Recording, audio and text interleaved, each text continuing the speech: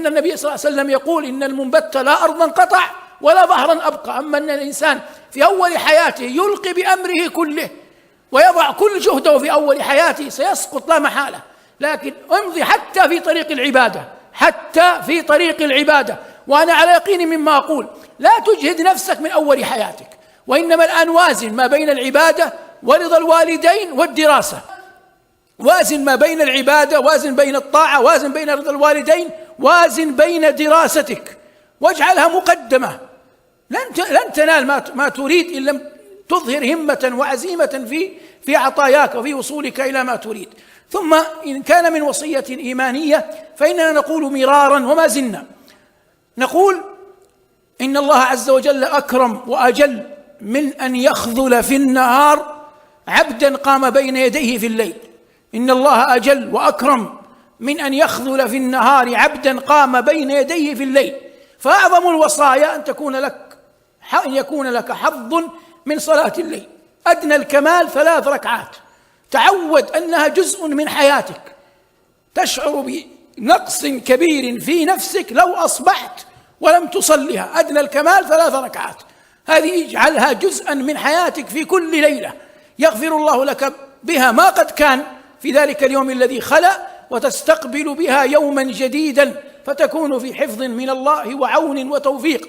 ثم اعلم أن الإنسان قد يحرم شيئا يريده ويتمناه ويحجبه الله عنه رحمة به، لأن الله يعلم أن لا خير له في سلوك هذا الطريق، وإنما الخير كل الخير في غيره.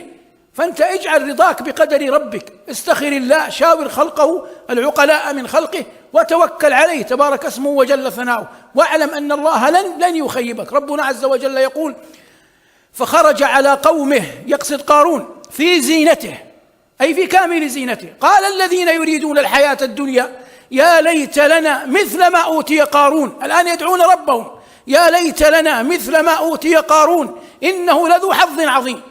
ثم مضت الآيات، ثم خسف الله عز وجل بقارون. قال الله: فخسفنا به وبداره الأرض فما كان له من فئة ينصرونه من دون الله وما كان من المنتصرين. وأصبح الذين تمنوا مكانه بالأمس، الذين كانوا يقولون يا ليت لنا مثل ما أوتي قارون، وأصبح الذين تمنوا مكانه بالأمس يقولون وي كأن الله يبسط الرزق لمن يشاء ويقدر.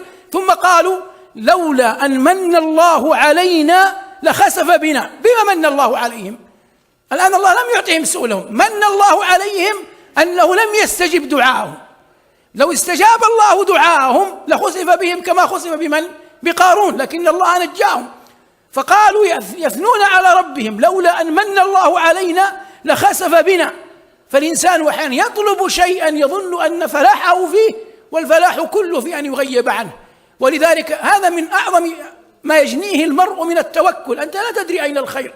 إخوة يوسف مكروا به، خدعوه، عقوا أباهم، آذوا أخاهم، ألقوه في غيابة الجب، تركوه، هم يريدون إيذاءه. هذا الصنيع نفسه الذي صنعه إخوة يوسف هو الذي أراده الله. الكيد من إخوة يوسف هو إحسان من الله ليوسف، لأنه بهذا سيصل إلى عرش مصر، بطرد إخوته له سيصل إلى عرش مصر. فانظر ماذا أراد الإخوة وماذا أراد الله، ووقع الذي أراد الله عن طريق الإخوة أنفسهم. يظنون أنهم تخلصوا من يوسف، يخلو لكم وجه أبيكم وتكونوا من بعده قوما صالحين. لكن كذلك يستفاد، وهذا من أعظم ما ينبغي أن تعلمه في حياتك: ما عند الله لا يمكن أن يناله المرء بمعصيته. ما عند الله لا يكون إلا بالطاعة.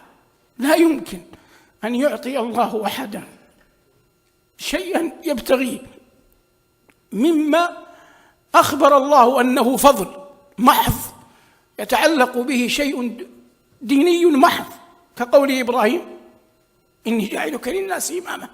فهذا لا يمكن أن يناله أحد بمعصية الله. ما عند الله إنما يطلب بطاعته. لا يظنن أحد أنه يمكن أن ينال أمرا دنيوي دينيا محضا ذكره الله أنه ذا فضل وذا شيء يضاف إلى رب العزة تشريفا يمكن أن يناله أحد بمعصية الله. هذا محال. ما عند الله لا ينال إلا بالطاعة. والطاعة سبيل عظيم لكل فلاح بعدها، لأن الله قال وقوله الحق: فأولئك مع الذين أنعم الله عليهم من النبيين والصديقين والشهداء والصالحين وحسن أولئك رفيقا.